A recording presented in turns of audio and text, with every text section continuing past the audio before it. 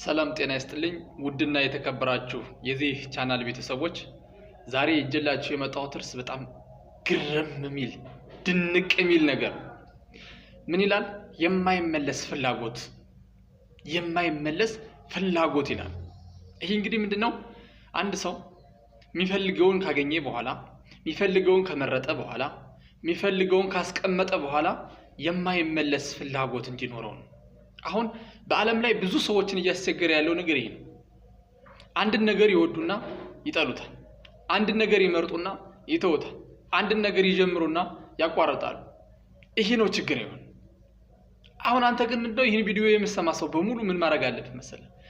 የማያቋርጥ ፍላጎት ወይም የማይመለስ መውደድ የማይመለስ ፍላጎት ሊኖር ይገባል ማለት ነው እንጂ ነገሮች አታለው የምትፈልገው ነገር የሚያስጥለው ከሆነ ነገሮች ያንተን አእምሮ ሸርሽረው ያን ነገር እንዳሰራ የሚያደርጉ ከሆነ ነገሮች መጣው ያንተን አእምሮ እንዲሰለች የሚያደርጉ ከሆነ ይሄ ትልቅ ነገር እንድትሰራ አያደርግህም ማለት ነው። እስከመጨረሻው እንድትሄድ አያደርግህም ማለት ነው። ስለዚህ እኔ ልነግርህ የምችለው ነገር ምንድነው የማይመለስ ፍላጎት ይኖርህ። እንግዲህ የዚህ ምሳሌ አንድ ነገር ልስጣችሁ በጣም ያስተምራል። የንጉስ ልጅ ናትና የንጉስ ልጅ በጣም ነው የምታምረው በጣም ማለት ከዛ ላይ ሀብታም ናች። አባቷም ንጉስ ነው እሷም ደግሞ ሀብታም ናት። ከአባቷ የወረሰችውን ብቻ ሳይሆን በሷ በራሷም ሀብት አላት። በጣም ታምራለች፣ ቆንጆ ናት። ከዛ ላይ የሚያገባት ባል ይፈልጋል። ነገር ግን የንጉስ ልጅ ስለሆነች በጣም ስለምታምር ሀብትም ስላላት ብዙ ሰዎች ይጠይቋት ነበር።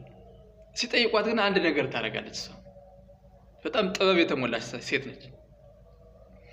በጣም እንወድሻለን ሲሏት ነው አዎ እሺ ትልና ስልካቸውን ትቀበላለች።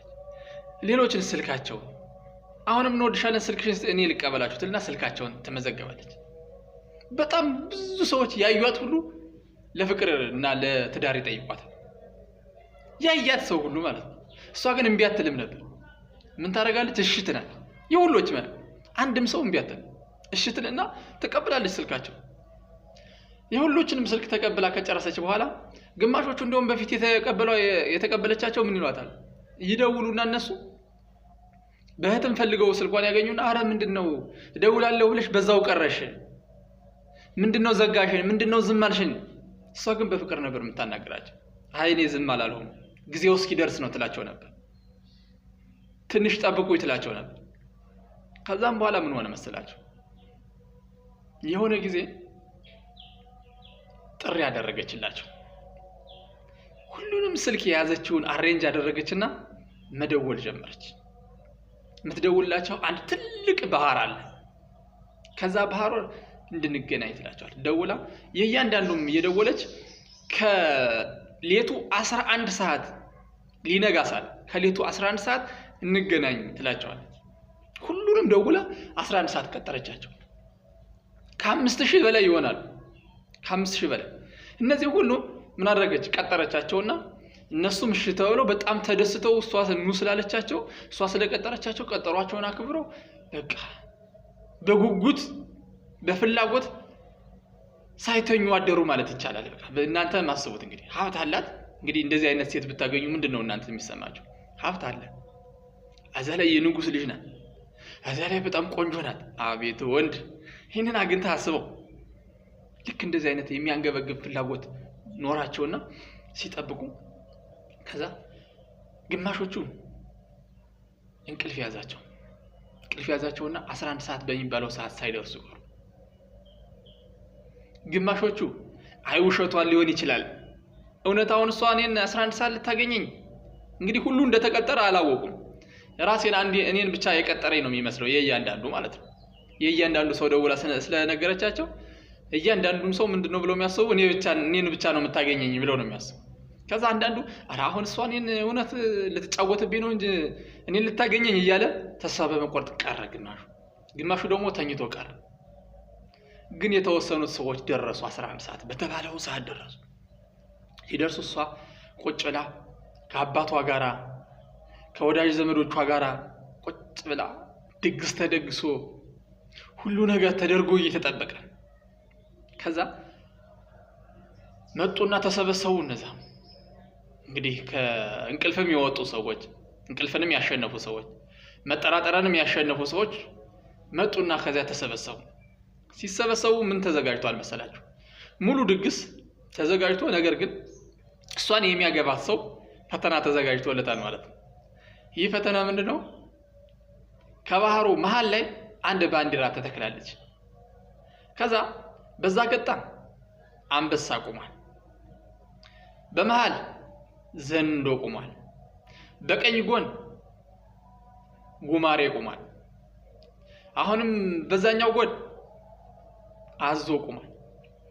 ከዛ በዚህ ቀጥታ ሂዶ ያን ባንዲራ ይዞ የመጣ ሰው ባሌ ይሆናል አላለች። ሰው ተነሳችና ሲመጡ ሰብስባ በቃ እንግዲህ እኔን አከብራችሁ ስለመጣችሁ እጅግ አድርጌ አመሰግናለሁ። ነገር ግን ይህ ሁሉ እኔን ሊያገባ የመጣ ነው። ነገር ግን እኔን ሊያገባ የሚችል ሰው ያችን ባንዲራ ይዞ የመጣ ነው አለች። አቤት አቤት! ይህ የዚህ ጊዜ ምን ሆነ መሰላችሁ? ግማሹ ሲያይ ሊያመጣ ሲያይ አዞ፣ ሊያመጣ ሲያይ አንበሳ፣ ሊያመጣ ሲያይ ዘንዶ። ከዛ አረ ያንቺ ፍቅር ጥንቅር ነው ማይቀር እያለ ግማሹ ተመልሷል። የሚገርም ነው፣ የሚገርም ማለት ነው። ከዛስ የተወሰኑት ደግሞ በጣም ልባቸውን አሻቸው፣ በጣም ይወዷታል። ወይኔ ያሉ በቃ እና እንዴት ሆኜ ላምጣ? አይ እኔ እኮ እሷን ከማገባ እኮ በህይወት ኑሬ ሌላ ሰው ማግባት ይሻለኛል። ስለዚህ የዘንዶ ራት ለምን ሆናል? ለምን የጉማሬ ራት ሆናል? ለምን የአንበሳ መጫወቻ ሆናል? አይ ይቅርብኝ፣ አረ ቅርብኝ፣ ጥላት ይሄዳል። ከዛም በኋላ ምን ሆነ መሰላችሁ?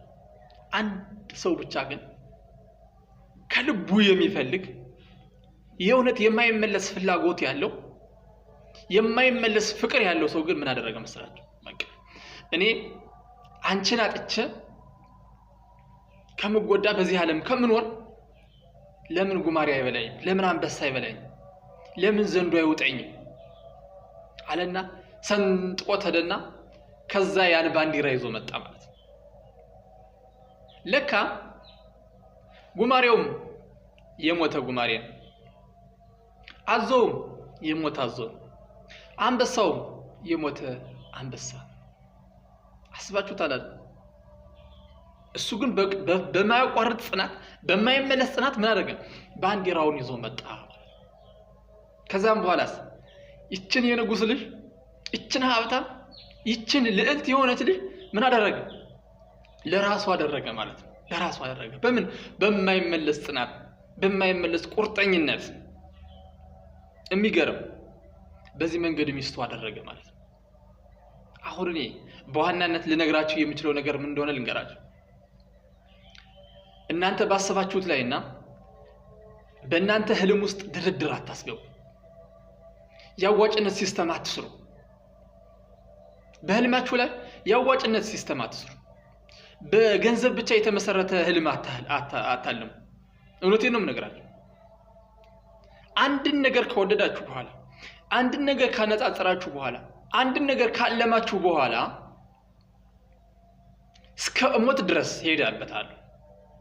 እስከ መጨረሻው ድረስ ሄድበታል። እስከ ህይወት ፍጻሜ ድረስ ይህንን ሳላሳካ አልኖርም በሉ። ይህን ስታደርጉ ነው ህልማችሁ የሚሳካው። ይህን ስታደርጉ ነው ኃያልነት የምታረጋግጡ። ይህን ስታደርጉ ነው ትርጉም ያለው ኑሮ መኖር ይችላል በዚህ ምድር ውስጥ። አስባችሁት? ከ5000 ህዝብ ላይ ከ5000 ወጣት አንድ ሰው ብቻ ነው አሸናፊ የሆነው። አንድ ሰው ብቻ ነው ፈተናውን ያለፈው። ሌላው ምንድነው? በማየት ተመልሷል ማለት ነው። በመፍራት ተመልሷል ማለት ነው። ሙሉ ፍቅር የለውም ማለት ነው። የሚያንገበግብ ፍላጎት የለውም ማለት ነው። አስባችሁት? ስለዚህ እኛም የኛን ህይወት ለመኖር ጥርጣሬ የገባበት ኑሮ አለ። የሆነ ነገር ለማድረግ የተጠራጠርናል። የሆነ ነገር ለማከናወን የማይሳካ መስሎ ቅድሚያ ኔጌቲቭ ነገር አይታየን። ሞክር፣ በጽናት ሂድ፣ ታገኛለህ። ሽልማቱን ታያዋል። ማንኛውም ስኬት ያለ ከጫፍ ነው። ማንኛውም የፈጠራ ውጤት ያለ ከብዙ ውድቀት በኋላ። አሁን አልገባን ያለ ነገር ብዬ ማስበው ምንድነው በጣም የ98% ሰው አልገባው ያለ ነገር ምን መሰላችሁ? የስኬትን ጫፍ ብቻ ያያየን ስኬትን ለመድረስ ምን ያህል መውደቅ እንዳለብን ስለማንረዳ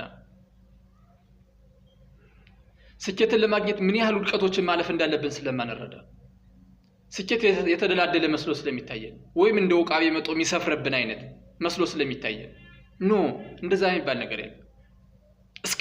እስካሁን ድረስ ማለት ነው እስከዚህ ቅጽበት ሰዓት ድረስ በመከራ ያልተፈተነ ሰው ያለፈ አይቻላቅ። በክፉ መንገድ ሄዶ ያሳካ እንጂ የተመለሰ አሸንፎ ያውቃል የሚባለው ነገር ሰምቻለሁ።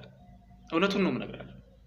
ስለዚህ እናንተም ልክ እንደዚህ ሰውዬ ዘንዶውም ሳይበግረው አንበሳውም ሳይበግረው ጉማሬውም ሳይበግረው ምንም ነገር ሳይበግረው ሂዶ ያን ባንዲራ ያመጣው ሰው ልክ በህልሙም ጥርጣሬ የሌለው ሰው ማለት ስኬትን የሚያገኙት እንደዛ አይነት ሰዎች ናቸው ማለት። ስለዚህ የዚህን ሰውዬ ባህሪ መላበስ አለብን ማለት። በማንኛውም ህይወት በመትፈተነን ነገር ሁሉ ማለፍ መቻል አለብን። ህይወት ትልቅ ነገር አስቀምጣ ትልቁን ነገር በኋላችን አስቀምጣ በፊታችን ግን ፈተና ትፈተነናለች። ወይም ትልቅ ነገር አረቃ አስቀምጣ ያንን እስከምንደርስ ግን ፈተና ታበዛብናለች። ይሄ ተፈጥሮ ግን ይሄን የተፈጥሮ ህግ ማለፍ ካልቻል ስኬትን ማግኘታችን ይሄን የተፈጥሮ ህግ መጣስ ካልቻል ይሄን የተፈጥሮ ህግ በጽናት መሸለም ካልቻል በጽናት ማሸነፍ ካልቻል ከመሃል ትቀራለህ ማለት ነው። የተሰጠን ሽልማት የተደረገልህን ድርጊት የምትደርስበትን ትልቅ ነገር ሳትደርስ ትቀራለህ ማለት ነው። ስለዚህ አንተ በጽናት መሄድ በጽናት መሸለም መቻል የማያቋርጥ ፍላጎት መኖር አለበት ማለት ነው። ማንኛውንም ግብ ለማሳካት የማያቋርጥ ፍላጎት ሊኖር ይገባል። ይህ ነገር ከተመቻችሁ ላይክ፣ ሼር፣ ፎሎ አድርጉት፣ ሳብስክራይብ አድርጉት። ነገ በሌላ ርዕስ እንድንገናኝ ሳብስክራይብ አድርጉ። አመሰግናለሁ። ሰላም፣ መልካም ቀን ይሁንላችሁ።